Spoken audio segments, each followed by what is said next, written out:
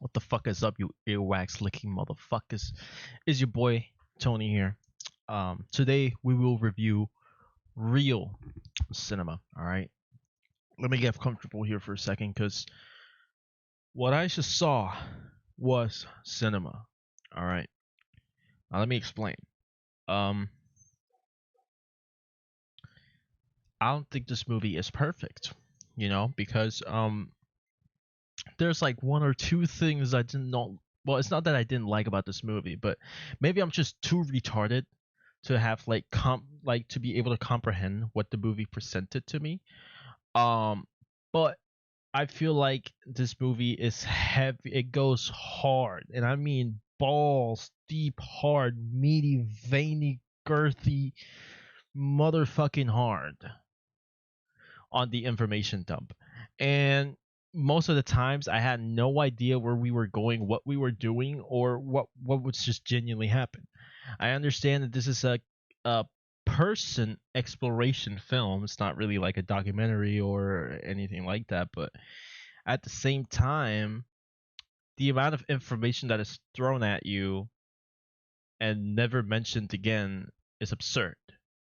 It is shit that I would like to hear about again, like some government type shit, and things with other characters. So I don't know, dude. It's I don't think the movie's bad by no fucking means. This movie is by far, in my opinion, best picture at the moment, with the best performing like lead role by Killian Murphy. He fucking killed it. Killian the Killer, and Robert Downey Jr. really hammers it home as well. He's really good in this film.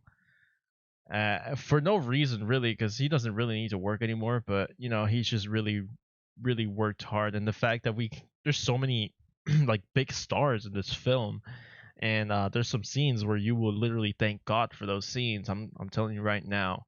I found myself a lot of times like questioning where we were going, because without giving too much away, there's many times where you go into different timelines. And when I mean, okay, let me just say it straight.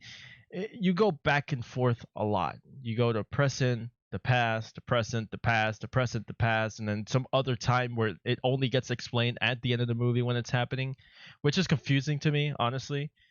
And that's what I mean when I say like this movie kind of confused me, and at times I was just literally just so confused that I genuinely was like lost, and I wasn't truly enjoying it as I should. Then again, I'll say it again, maybe I'm just way too retarded, but there's many times in the film where I felt lost. As I said previously, this movie is outstandingly performed, and this movie actually has some sort of like horror elements to the film.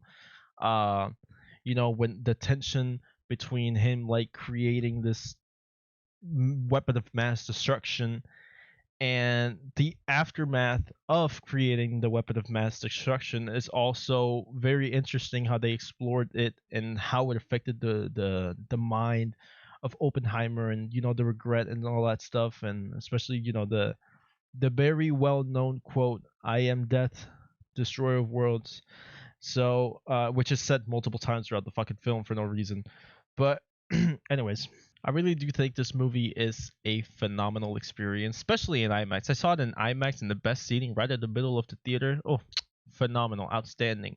And leading up to the bomb was actually they did it in a different way than what I would expected, but it was still great. And I don't know how the fuck they allowed Christopher Nolan to do that kind of explosion practical, like that kind of practical explosion is kind of mind-boggling to me.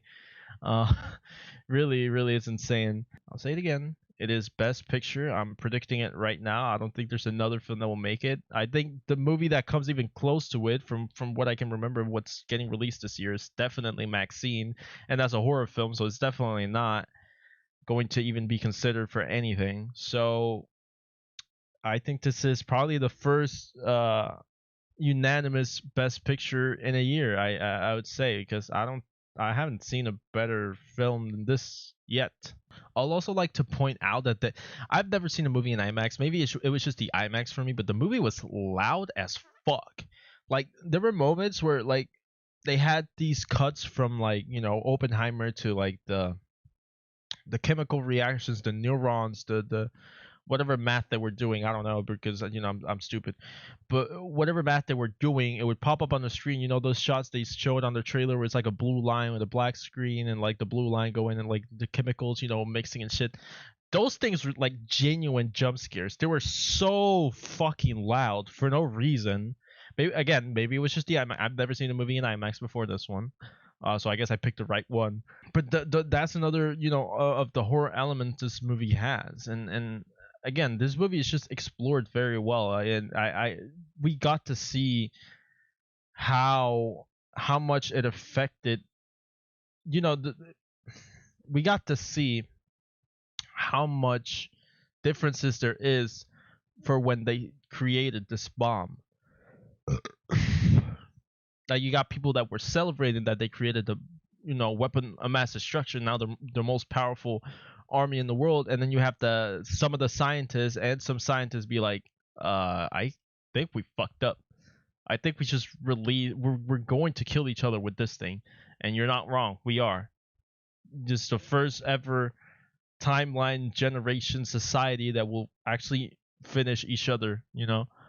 And also, a lot of things in this movie that I was interested in knowing about, the nuclear bomb, were actually answered. Especially, I don't want to give too much away, but especially how it works in the aftermath. Because there was two bombings. There was Nagasaki and Hiroshima, but the Hiroshima one was the bigger one. Was the one that actually like sent those chemicals throughout the atmosphere, and literally you cannot even like step a foot in Hiroshima right now, because like you would like probably just die.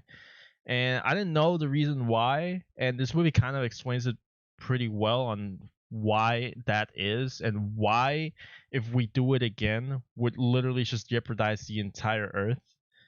And I appreciate that. So it's kind of like a history class and a science class and a character exploration, all very well shot, with amazing sound, with amazing performances, and it's just tens all across the board.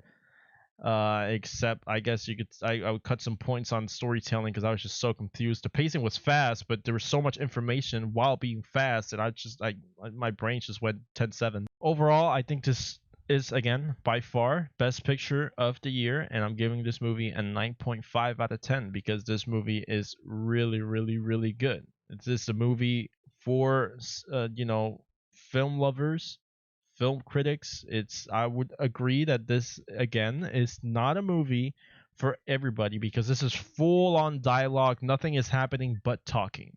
Literally nothing is happening throughout the whole movie but talking.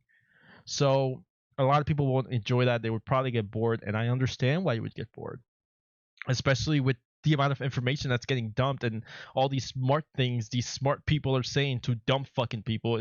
You fucking be like, all right, let me just walk out of the theater, right? Especially it being a 3-hour movie, where I feel like they could have at least cut off like 20 to 30 minutes easily.